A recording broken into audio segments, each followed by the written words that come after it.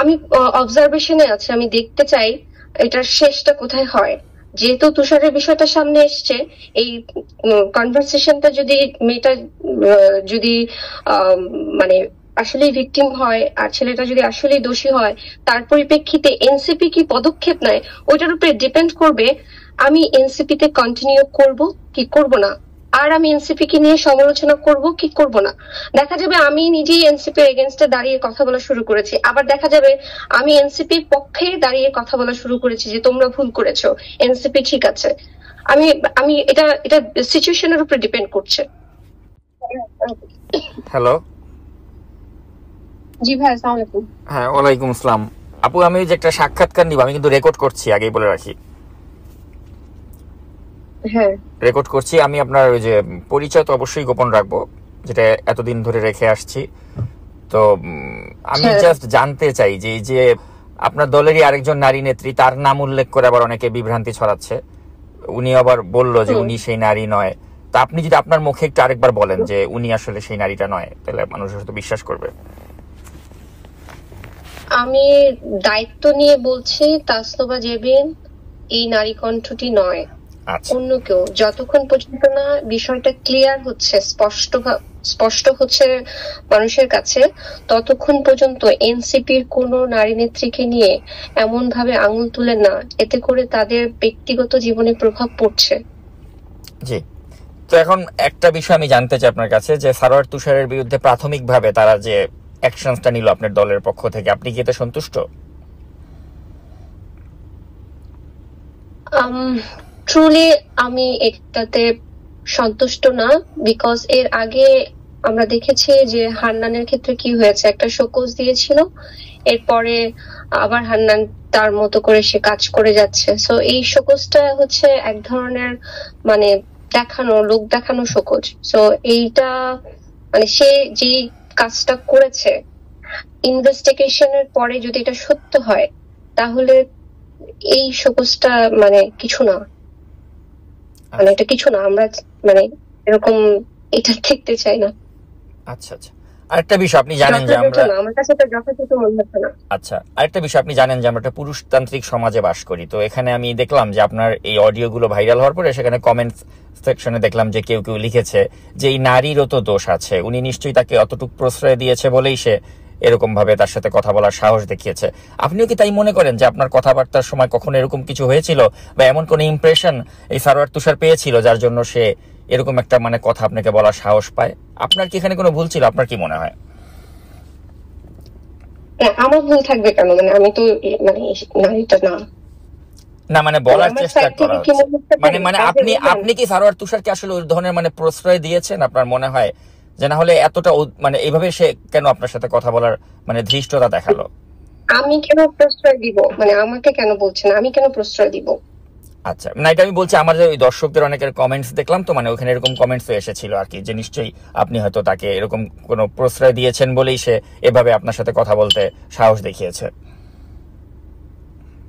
আমার সঙ্গে না, প্রথমত। দ্বিতীয়ত হচ্ছে যে কোনো নারী যদি এই নারী, যে এই নারীটি যার সাথে এই ঘটনাটা ঘটেছে, বেসিক্যালি কোন নারীর ক্ষেত্রে কোনো ব্যবহার, তার পোশাক পরিচ্ছদ, তার ওয়ে অফ টকিং, এসবের উপরে বিচার বিবেচনা করে আপনি এ ধরনের প্রস্তাব দিতে পারেন না, এটাকে আমি সহমত জানাচ্ছি না।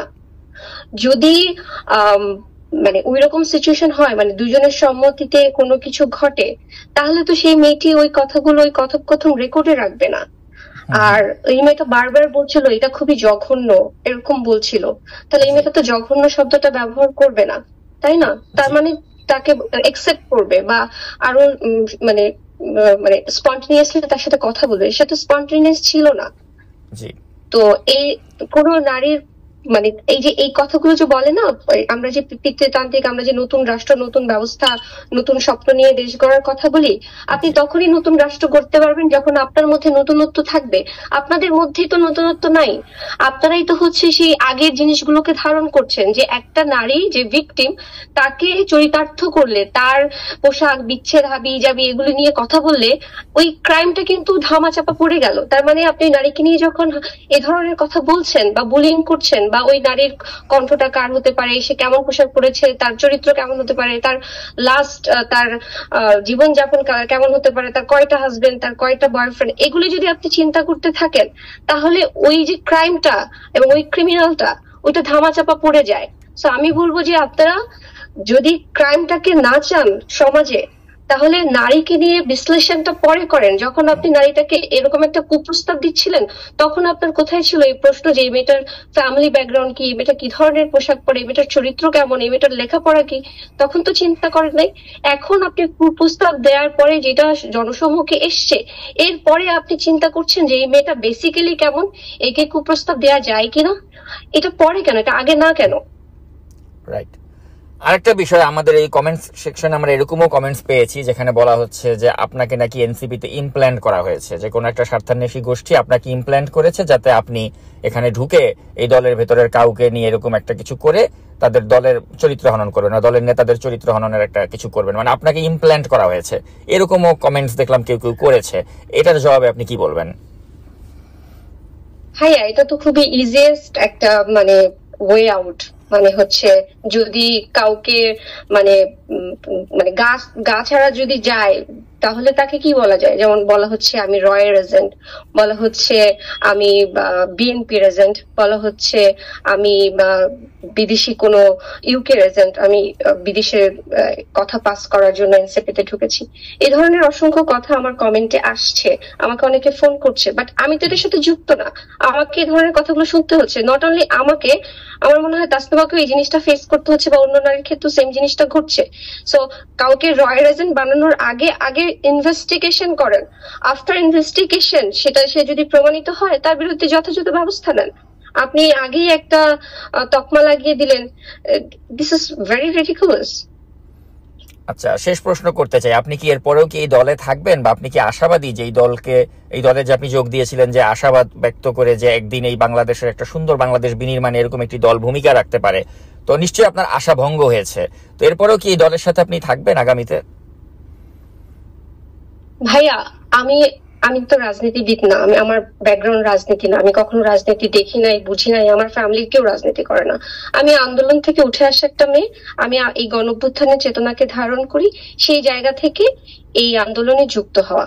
যতক্ষণ পর্যন্ত এনসিপির মোরালিটি ঠিক থাকবে সমাজে, রাষ্ট্রে, ততক্ষণ পর্যন্ত আমার এথিক্স ওদের সাথে থাকবে। যখনই আমি দেখবো যে ওদের মোরালিটি ভেঙে চুরমার হয়ে গেছে, সাথে সাথে আমি ওখান থেকে চলে যাব।